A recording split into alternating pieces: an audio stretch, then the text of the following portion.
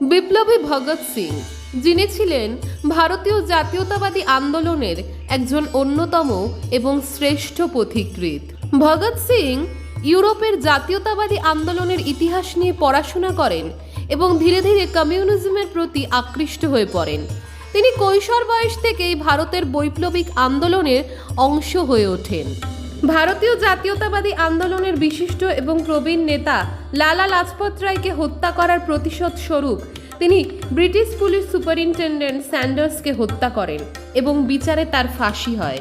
বিপ্লবী ভগৎ সিং, সুখদেব থাপার এবং শিবরাম রাজগুরুর ফাঁসি হয়। ফাঁসিকালে ভগৎ সিংয়ের বয়স ছিল মাত্র 23 বছর। চলুন জেনে নেব এই বিশিষ্ট মানুষটির বেশ কিছু বিখ্যাত উক্তি, যা আপনার জীবনে নতুন অগ্নি প্রজ্বলন করতে সাহায্য করবে। তার আগে বলে রাখি, চ্যানেলে নতুন হয়ে থাকলে অবশ্যই আমাদের চ্যানেলটা সাবস্ক্রাইব করো আর নোটিফিকেশন বেলটা অন করতে ভুলো না, কেননা এরকমই গুরুত্বপূর্ণ আপলোডস নিয়ে আমরা আসি। So never miss an update. কাউকে বিপ্লব শব্দের ব্যাখ্যা আক্ষরিক অর্থে করা উচিত নয়। লোকেরা এই শব্দের ব্যবহার এবং অপব্যবহার করে।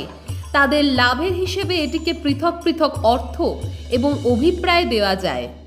এক কথায় বিপ্লব শব্দের অর্থ হলো কোনো কিছুর আমূল পরিবর্তন, কিন্তু বিপ্লবকে যে প্রত্যেকে জনকল্যাণ সাধনের কাজেই লাগাতে পারে তা কিন্তু নয়।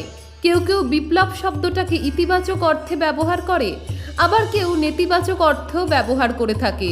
বিপ্লব শব্দের সংজ্ঞা এবং অর্থ উভয়ই পৃথক পৃথক ব্যক্তির কাছে পৃথক পৃথক হয়ে থাকে। অনেকে জনকল্যাণকে উপেক্ষা করে শুধুমাত্র নিজের স্বার্থ সিদ্ধির জন্যই বিপ্লব শব্দটাকে ব্যবহার করে থাকে।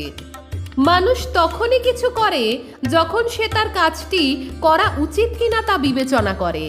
কোনো একটি কাজ করতে গিয়ে বা কাজটি শুরু করতে গিয়ে মানুষ যতদিন তার মনের মধ্যে দ্বিধাদ্বন্দ্ব রাখবে, ততদিন সে কাজটি সম্পূর্ণ এবং সঠিকভাবে করে উঠতে পারবে না। বরং সে যখন জোরের সাথে নিশ্চিত হবে যে তাকে কাজটি করতে হবে, তখনই সে কাজটি করতে পারবে। মানুষকে পিষে দিয়ে বিচারকে কখনো মারতে পারবেন না।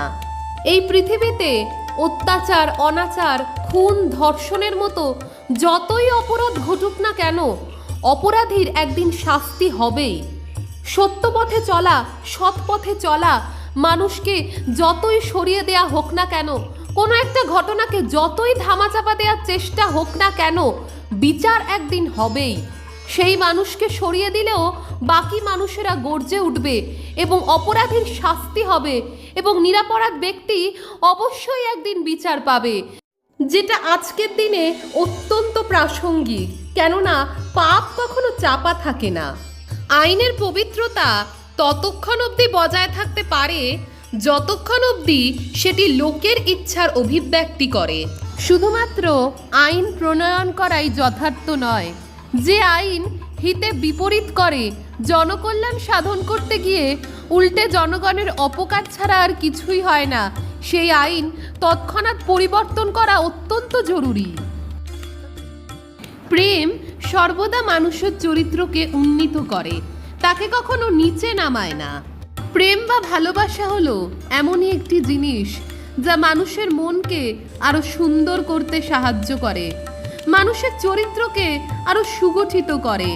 দেশকে ভালোবাসতে শিখলে, মানুষকে ভালোবাসতে শিখলে সেই মানুষের চরিত্রের উন্নতি বই কখনো অবনতি হয় না। এর পার্ট 2 ভিডিওটি আপলোড করার সাথে সাথেই ওই ভিডিওটির লিংক আমি এই ভিডিওটির ডেসক্রিপশন বক্সে দিয়ে দেব। দেখা হচ্ছে পরবর্তী নেক্সট ভিডিওতে। এরকমই গুরুত্বপূর্ণ আপলোডস নিয়ে আসবো। Always be positive and motivated. সকলে ভালো থাকবেন, সুস্থ থাকবেন আর সকলকে মহালয়ার শুভেচ্ছা।